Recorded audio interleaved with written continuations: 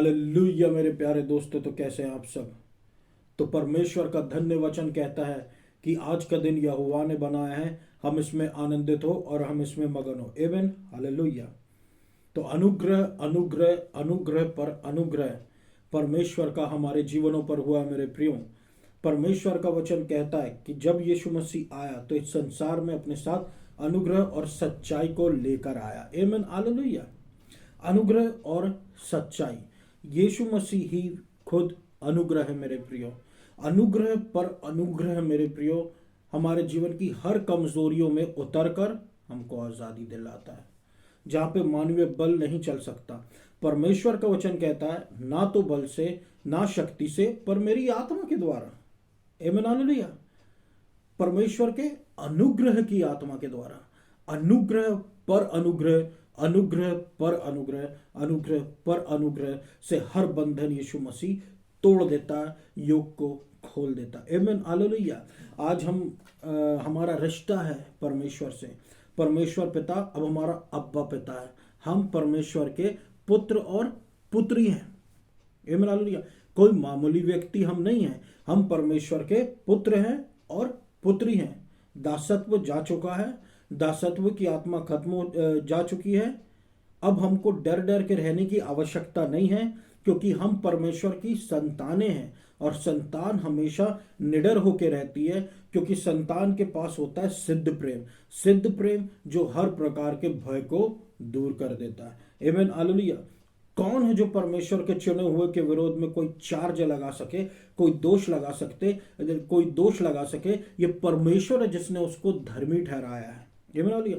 परमेश्वर के पुत्र बन गए अब हम, परमेश्वर के पुत्री बन गए अब हम यीशु मसीह के लहू से धो दिए गए हैं और अब हम परमेश्वर में धर्मी पाए जाते। कौन है जो हम पर दंड की आज्ञा चला सके? कौन है जो हमको अब किसी प्रकार के दोष में दोषी ठहरा सके? परमेश्वर अपने धर्मी व्यक्तियों को ट्रायल्स से निकाल लेता है। आमीन, हालेलुया, हालेलुया। तो प्रभु में प्रियो, मेरे अति प्रियो, परमेश्वर का प्रेम जो हमारे जीवनों पर हुआ है, उसने हमको परमेश्वर के बच्चे बनाकर अब रख दिया है। अब हम परमेश्वर की संतानें हैं, परमेश्वर की संतानें हैं और हमारे पास अधिकार है। आमीन, हालेलुया। आपने देखा होगा, परमेश्वर के वचन में पढ़ा भी होगा कि जब यीशु मसीह मंदिर में बोला करते थे तो अधिकार के साथ बोला करते थे। दुष्ट आत्माएं निकल के भागती थी, कुबड़े चंगे हो जाते थे और अन्य अन्य प्रकार के भिन्न भिन्न प्रकार के चमत्कार होते थे यीशु मसीह के अनुग्रह में। लोग जब यीशु मसीह को देखते थे तो ये सोचते थे कि कौन है यह व्यक्ति जो अधिकार के साथ बोल रहा है, जिसके पास इतना अधिकार है। जानते हैं आप अधिकार का मतलब क्या है? अधिकार का मतलब रिलेशनशिप है, सनशिप से। और जो परमेश्वर के पुत्र और पुत्री है उनके पास अधिकार होता है। आमीन, हालेलुया। ये पृथ्वी कराह रही है मेरे प्रियो परमेश्वर के पुत्र और पुत्रियों के उठ के खड़े हो जाने के लिए। ये पृथ्वी क्यों कराह रही है? क्योंकि पाप बढ़ जाने के कारण भूकंप आ रहे हैं, वोल्केनोस इरप्ट हो रहे हैं और तरह तरह के फेमाइन्स आ रहे हैं, बीमारियां आ रही है। तो ये क्या है? ये जो पृथ्वी है ये बलवा कर रही है। क्यों बलवा कर रही? मनुष्यों के विरोध में क्यों जा रही? पाप के कारण।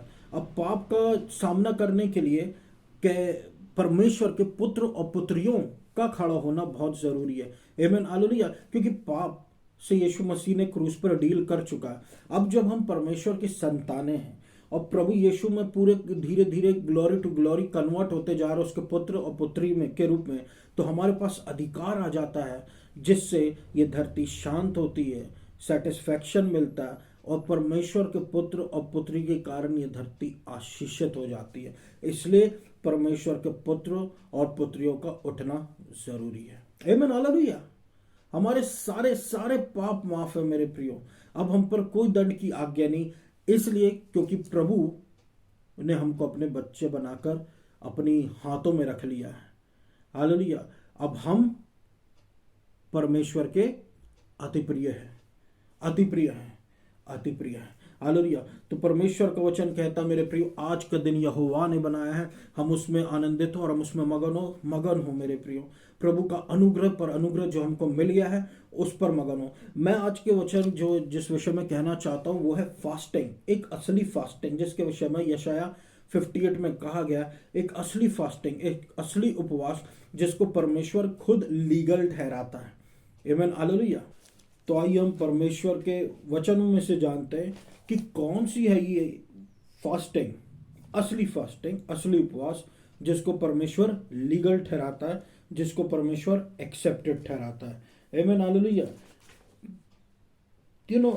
आप जानते हैं मेरे प्रियो, पहले हम कुछ बातों को जान लें कि बहुत से लोग आज के समय में फास्टिंग रखते हैं, कई प्रकार की फास्टिंग रखते हैं, स्पेशली क्योंकि ये 40 दिन जो शुरू हो गए, लेंट सीजन जिसको कहते हैं, फिर हम एंड में रिजरेक्शन डे मनाएंगे, उससे पहले गुड फ्राइडे रहेगा।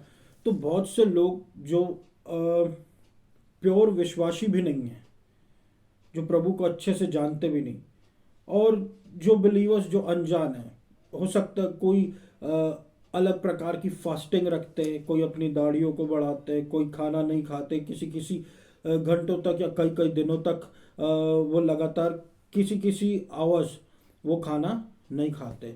तो ये कौन सी फास्टिंग है? क्या ये फास्टिंग, क्या ये उपवास परमेश्वर के द्वारा एक्सेप्टेड है मेरे प्रियो? ये उपवास अगर प्रभु आपको कभी भी पवित्र आत्मा के द्वारा निर्देश दे, लीडिंग दे कि ऐसी ऐसी फास्टिंग रखो, इतने इतने दिन इतने समय नहीं खाया करो, अगर यीशु मसीह आपको ऐसी अगुवाई दे रहा है, पवित्र आत्मा आपकी ऐसी अगुवाई कर रहा है मेरे प्रियो, तो प्रभु आपको वो अनुग्रह भी देगा। अपनी ताकत से कभी इस चीज़ को पूर्ण करने की कोशिश मत करना, क्योंकि आपकी ताकत से फेल हो जाएगा। परमेश्वर का वचन कहता ना तो बल से ना शक्ति से पर मेरी आत्मा के द्वारा होगा। आमीन, हालेलुया। और जब परमेश्वर की आत्मा के द्वारा होगा ना मेरे प्रियो, तो वो जो फास्टिंग है वो सफल होगी। लेकिन अगर हम खुद से खाना पीना छोड़ दें और खुद से कुछ भी दाढ़ी रखने लगे और कुछ भी फास्टिंग करने लगे, तो क्या ये एक्सेप्टेड है? ये एक्सेप्टेड नहीं है, क्योंकि एक तो ये लीडिंग से नहीं है, दूसरे परमेश्वर के वचन के अनुसार नहीं है। आमीन, हालेलुया। परमेश्वर के वचन के अनुसार फास्टिंग जो है वो दूसरे प्रकार की है। एक फास्टिंग है जो रखी जाती है कि जब हमको डील करना रहता है बहुत सारी ढीठ दुष्ट आत्माओं को निकालने के लिए। और एक फास्टिंग जो होती है, जो असली फास्टिंग है, जिसके बारे में यशाया 58 में दिया गया है, और ये फास्टिंग परमेश्वर के द्वारा एक्सेप्टेड है। आमीन, हालेलुया। तो बहुत से लोग अलग अलग प्रकार के उपवास रखते हैं, और बहुत से लोगों के या तो साल भर में रखते हैं या तो इन 40 दिनों में रखते हैं। तो मैं तो आपसे यही कहूँगा मेरे प्रियो कि अगर आप फास्टिंग रख रहे हैं तो परमेश्वर के वचनों के अनुसार रखिए, जिसमें आपको बेनिफिट होगा। ऐसी ऐसी फास्टिंग ना रखिए जिसमें एंड में आपको यही पता चले कि आपको कोई फायदा नहीं हुआ, टाइम वेस्ट हो गया, मेहनत वेस्ट हो गई। आमीन, हालेलुया। क्योंकि खुद के मार्गों में जाकर फास्टिंग रखना, खुद के तरीके से फास्टिंग रखना, खुद के तरीके से उपवास रखने से जब रिजल्ट नहीं आता है, जब परिणाम नहीं मिलते, तो लोग परमेश्वर की ओर उंगली उठाते हैं। ऐसा हमको नहीं करना मेरे प्रियो। जब परमेश्वर किसी काम को करने का रास्ता बताता है, तो जब हम उस तरीके से करते हैं वो काम सफल हो जाता है। तो जो प्रभु एक्सेप्ट करेगा हमको वही तो करना है। जैसे कि यहाँ पर हम देखिए मत्ती 7:22 में परमेश्वर ने लिखा है, बहुत से लोग उस दिन मेरे पास आएंगे और कहेंगे, प्रभु प्रभु, क्या तेरे नाम से हमने भविष्यवाणी नहीं की, तेरे नाम से हमने दुष्ट आत्माओं को नहीं निकाला, और तेरे नाम से हमने बहुत सारे चिन्ह चमत्कार नहीं किए? प्रभु इनको, ऐसे लोगों को क्या कहेगा? प्रभु मैं तुमको नहीं जानता, तुम कुकर्म करने वालों। अब अगर आप देखिए, चिन्ह और चमत्कार करने वालों को, यीशु मसीह के नाम से दुष्ट आत्माओं निकालने वालों को, प्रभु के यीशु मसीह के नाम से भिन्न भिन्न प्रकार के कार्यों को, चिन्ह चमत्कार को अंजाम देने वाले लोगों को परमेश्वर कहता है कि तुम कुकर्मी, यानी जो वो कर्म किए हैं वो कुकर्म है, जबकि वो यीशु मसीह के नाम से कर रहे हैं, यीशु मसीह के नाम से भविष्यवाणी कर रहे हैं। क्यों परमेश्वर ऐसे लोगों को कुकर्मी कहता है? सिर्फ एक कारण से मेरे प्रियो, कि जो ये काम किए हैं ये काम तो प्रभु के काम है, लेकिन मेन जो काम प्रभु चाहता था, बॉर्न अगेन वाला, एक्सेप्ट करने वाला यीशु मसीह को, इन लोगों ने वो नहीं किया। और क्योंकि इन लोगों ने वो नहीं किया, इसलिए इन लोगों के ये काम भी एक्सेप्ट नहीं हुए। तो इसका क्या रिलेशन है फास्टिंग से? फास्टिंग से डायरेक्टली इसका रिलेशन ये है मेरे प्रियो, कि जो फास्टिंग है जब प्रभु के अनुसार की जाती है तो वो एक्सेप्ट होती है। अपने मन से अगर हम फास्टिंग करके फिर प्रभु से मांगते हैं तो मेरे प्रियो एंड में हमको ऐसे ही रिजल्ट मिलेगा कि हमारी फास्टिंग एक्सेप्ट नहीं, रिजेक्ट हो जाएगी। आमीन हालेलुया। जैसे ये लोग रिजेक्ट हो गए थे, क्योंकि यीशु मसीह ही एक मात्र कुंजी है स्वर्ग के राज्य में प्रवेश करने की, लेकिन अगर यीशु मसीह को ही स्वीकार नहीं किया तो कैसे स्वर्ग राज्य में जाएंगे? या फिर फास्टिंग के रूप में देखें तो जो फास्टिंग ही प्रभु के अनुसार नहीं की तो कैसे हमको परिणाम मिलेंगे? आमीन हालेलुया। तो परमेश्वर का वचन कहता है मेरे प्रियो, यिर्मयाह 58 के 4 में, देखो तुम फास्ट रखते हो सिर्फ और सिर्फ लड़ाई करने के लिए और झगड़ा करने के लिए। आमीन हालेलुया, आमीन हालेलुया। प्रभु के तरीके से जब हम नहीं जाते हैं, जो प्रभु का फास्टिंग का तरीका है, तो लोग जो है अपने तरीके से रख लेते हैं। तो प्रभु क्या कहता है यिर्मयाह 58:4 में, तुम फास्ट करते हो सिर्फ झगड़े और लड़ाई झगड़े करने के लिए। आमीन हालेलुया। तो किस प्रकार की फास्टिंग आखिरकार परमेश्वर चाह रहा है? तो यशायाह 58 और उसके 6 में लिखा है, क्या ये वो फास्ट नहीं है? क्या ये वो उपवास नहीं जो मैंने तुम्हारे लिए चुना है, ताकि मैं दुष्टता के बंधनों को खोल दूं और जितने भी जुए हैं उनके बंधनों को खोल दूं, या फिर जितने भी सताए हुए लोग हैं, ऑप्रेस्ड लोग हैं, सताए हुए लोग हैं, वो आज़ाद हो जाएं, या फिर जुएं तोड़ दिए जाएं, बंधन तोड़ दिए जाएं। आमीन हालेलुया। 58 का 6 हमको बताता है कि जब हम परमेश्वर के अनुसार फास्टिंग करते हैं तो ये आशीष जो लिखी हुई है हमको मिलती है। आमीन हालेलुया। फास्टिंग जो है मेरे प्रियो, उपवास करना, ये हमारी चॉइस है। और एक फास्टिंग जो है वो हमारी चॉइस है खुद के तरीके से, और एक फास्टिंग है जो परमेश्वर की चॉइस है, जो ज़्यादा आसान है। आप इस पूरी फास्टिंग को कैसे कैसे क्या क्या करना, आप उसमें यशायाह 58 में पढ़ सकते हैं मेरे प्रियो। मैं थोड़ा ही सा आपको शुरुआत की बातों को ही बताया हूँ। तो क्या आप जानते कि परमेश्वर का वचन क्या कहता? परमेश्वर का वचन कहता मत्ती 11 और उसके 29 में, मेरे पास आओ तुम बोझ से दबे हुए लोगों। मैं इंग्लिश में बोल देता हूँ, come to me all you who labour and are heavy laden and I will give you rest. Take my yoke upon you and learn from me, for I am gentle and lowly in heart and you will find rest for your souls, for my yoke is easy and my burden is light. देखिए मेरे प्रियो, यहाँ पर यीशु मसीह कहता है मेरे पास आओ तुम बोझ से दबे हुए लोगों, मेहनत करने वाले और बोझ से दबे हुए लोगों, मैं तुमको विश्राम दूंगा। मेरा जुआ अपने ऊपर ले लो और मुझसे सीखो कि मैं कितना जेंटल हूँ और हृदय में नम्र हूँ, और तुमको तुम्हारे प्राणों में शांति मिलेगी, आराम मिलेगा, क्योंकि मेरा जुआ आसान और मेरा बोझ हल्का है। आमीन हालेलुया। मेरा जुआ आसान और मेरा बोझ हल्का है। मनुष्य का जुआ कैसा होता है? कठिन। मनुष्य का बोझ कैसा होता है? भारी। परमेश्वर का जुआ कैसा होता है? आसान। परमेश्वर का बोझ कैसा होता है? भारी। यहाँ वही बातें आती है ना मेरे प्रियो, कि परमेश्वर के सोच विचार और हमारे सोच विचार में जमीन आसमान का अंतर है। यानी कि हमारे योक्स में हमारे जुए जो है वो जटिल होते हैं, यीशु मसीह के जुए जो है वो आसान होते हैं। हमारे जो बोझ होते हैं वो भारी होते हैं, और प्रभु के जो बोझ होते हैं वो हल्के होते हैं। यानी कि जो हमारे तरीके होते हैं वो कठिन होते हैं, यीशु मसीह के जो तरीके होते हैं वो आसान होते हैं। यीशु मसीह के रास्ता जो होता है वो आसान होता है, और हमारा तरीका जो होता है वो कठिन होता है। यानी कि परमेश्वर की दी हुई फास्टिंग आसान होती है, हमारी तरीके से की गई फास्टिंग कठिन होती है। क्योंकि जो बल से किया जाता है मेरे प्रियो, उसमें बल वाकई में लगता है, और जब बल लगता है तो हम शुरुआत में फास्टिंग अच्छे से करते थे, लेकिन जब बल घटने लगे तब, और उसका आंसर नहीं आया तब। और एक तरीका है कि हम परमेश्वर के अनुसार करें, यानी कि प्रभु का तरीका, प्रभु का जुआ ले ले, अपना जुआ यीशु मसीह को दे दे। यानी कि परमेश्वर का तरीका ले ले, अपना तरीका यीशु मसीह को दे दे। आमीन, हालेलुया। अपना बोझ यीशु मसीह को दे दे, यीशु मसीह का बोझ ले ले, क्योंकि यीशु मसीह का बोझ हल्का, यीशु मसीह के रास्ते आसान है। आमीन, हालेलुया। उसके रास्ते में आपको मिलेगा अनुग्रह पर अनुग्रह, अनुग्रह पर अनुग्रह, अनुग्रह पर अनुग्रह। यह अनुग्रह प्रभु यीशु मसीह का मेरे प्रियो, ये वो आप बहुतायत, ये वो आशीष है जो हमको बेस्ट देती है, जो हम जिस लायक नहीं है हमको उस लायक की आशीष देती है, ताकि मनुष्य के जीवन में किसी भी प्रकार के घमंड रखने का रास्ता ना बचे, और वो यही कह सकते कि सारी आशीष, सारी क्रेडिट यीशु मसीह को, क्योंकि ऐसा कुछ था ही नहीं कि मैं ये खुद से कर पाता, लेकिन यीशु मसीह के अनुग्रह के कारण मेरे जीवन में ये हो गया।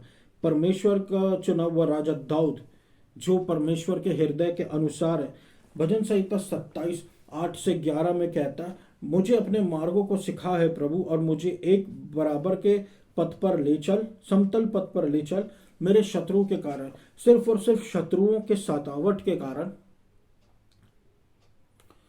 राजा दाऊद ने परमेश्वर से ऐसी प्रार्थना की, मुझे अपने मार्ग दिखा प्रभु, अपने मार्ग सिखा जो कि समतल है, ताकि शत्रुओं से मैं बच सकूं। यानी एक ऐसे रास्ता होता है मेरे प्रियो जहां पर हम शत्रुओं से बच सकते हैं, और वो फेवर है, वो रास्ता जिससे हमारे शत्रु हार जाते हैं मेरे प्रियो। हालेलुया।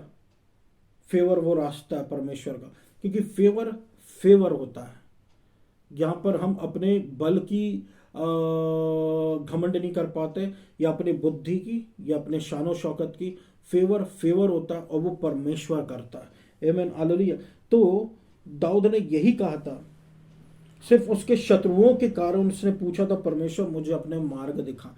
तो क्या हमारे जीवन में कोई शत्रु नहीं? कहीं ना कहीं कोई ना तो कोई तो होगा। तो हमको क्या प्रभु का मार्ग नहीं देखना चाहिए? फास्टिंग यहीं पे आती मेरे प्रियो, और उसके जो बेनिफिट्स है वो यही कहते हैं कि कैसे दुष्टता के बंधनों टूट जाते हैं, कैसे योग खुल जाते हैं या योग तोड़ दिए जाते हैं, और कैसे ऑपरेस्ट फ्री जाता है, यानी जो सताए हुए वो फ्री हो जाते हैं परमेश्वर की हुई फास्टिंग से। क्योंकि यहाँ पर प्रभु का अनुग्रह होता है मेरे प्रियो। कभी कभी प्रभु बोलते हैं ना, इस गिलास को उठाकर यहाँ रख दो, चमत्कार हो जाएगा। तो जब हम गिलास को उठाकर यहाँ रख दे, हो जाता। तो क्या इसमें कोई ताकत लगी? नहीं, उसमें था प्रभु की बात। प्रभु चाह रहा था तुम ये करो, तो तुमने किया, और प्रभु ने वो काम कर दिया। लेकिन अगर हम अपनी समझ का सहारा ले, नहीं यहाँ से यहाँ गिलास रखने में क्या चमत्कार होगा? चमत्कार करने वाला प्रभु है, उसने बोला ये करने को, ये करो। Hallelujah, hallelujah. परमेश्वर चाहता है हम अपनी समझ का सहारा न ले, वरन संपूर्ण मन से यहोवा पर भरोसा रखे।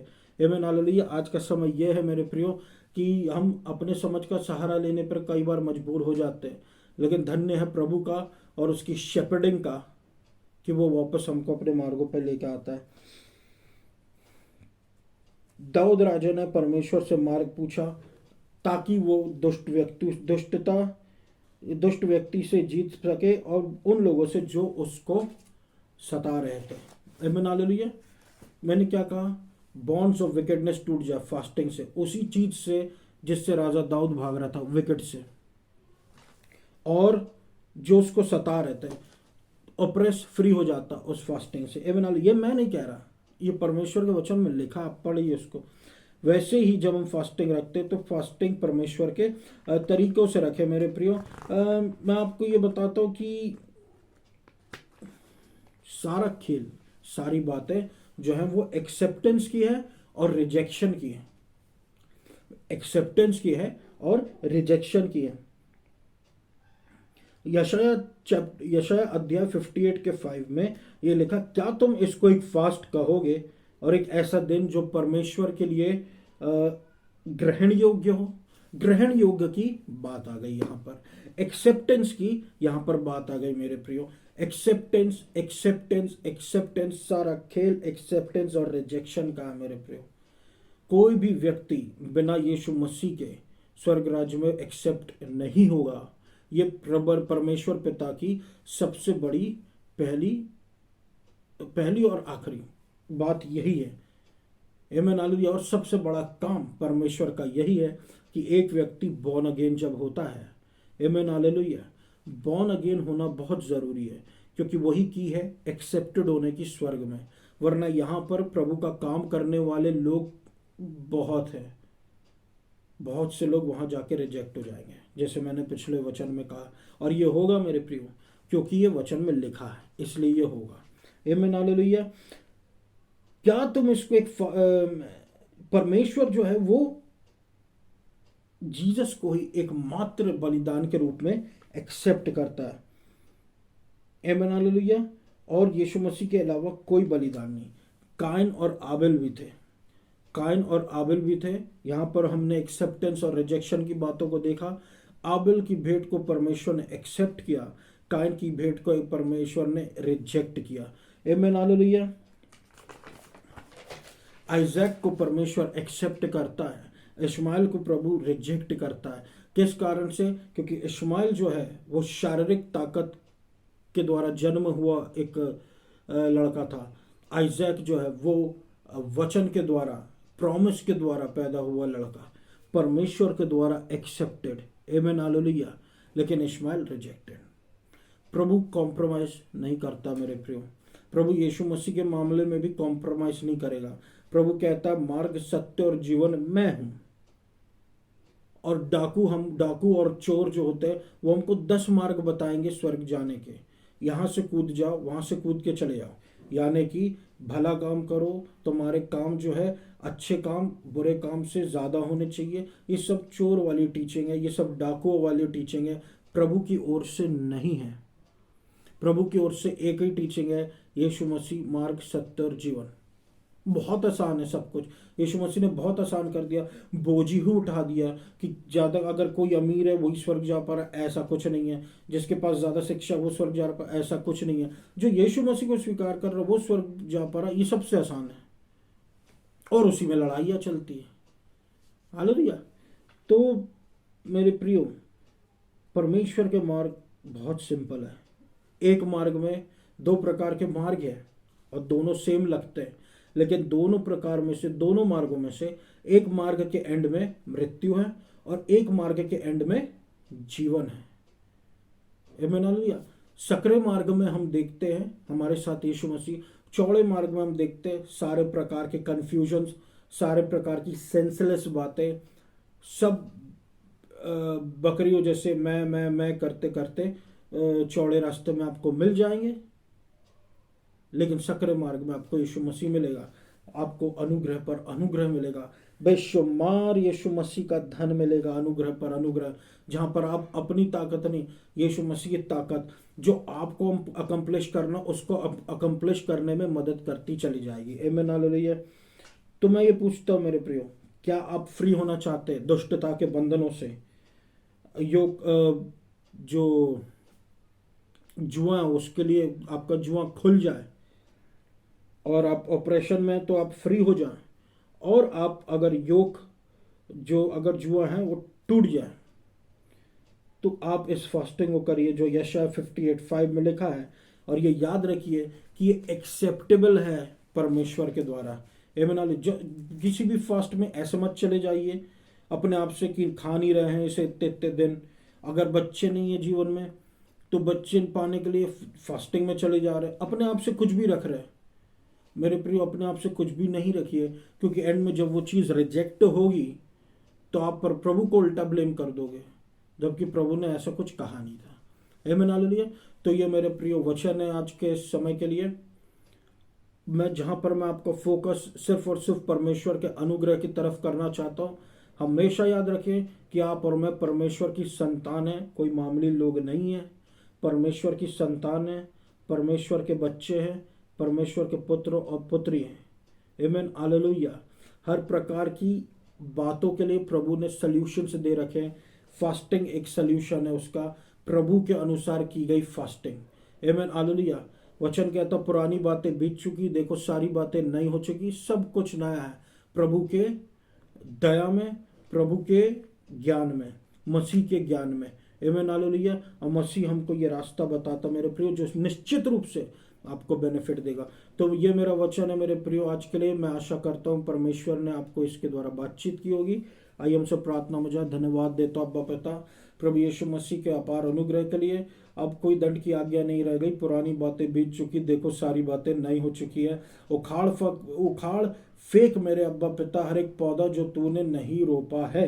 यीशु मसीह के नाम से अधिकार के साथ प्रार्थना करता हूँ प्रभु परमेश्वर, पवित्र आत्मा से भर दे लोगों को, सुनने वाले जो वचन को सुन रहे हैं प्रभु यीशु मसीह। अनुग्रह पर अनुग्रह, अनुग्रह पर अनुग्रह, अनुग्रह पर अनुग्रह उड़ेल, सेंसलेस बातों जड़ से उखड़ जाए यीशु मसीह के नाम से, और पवित्र आत्मा मंडराए हमारे जीवनों में मेरे प्रभु। अनुग्रह पर अनुग्रह कीजिए, एड्स चंगा हो, बीमारियां चंगी हो, कोड़ दूर हो, अशुद्धता दूर हो, और प्रभु यीशु मसीह आपकी धार्मिकता का ज्ञान बढ़ता जाए, फैलता जाए, और प्रभु आपके अनुग्रह के पीछे लोग भागे रेवलेशन में। हालेलुया। पवित्र आत्मा से भर दे, पवित्र आत्मा से भर दे, पवित्र आत्मा से भर दे, पवित्र आत्मा की सामर्थ्य से भर दे प्रभु।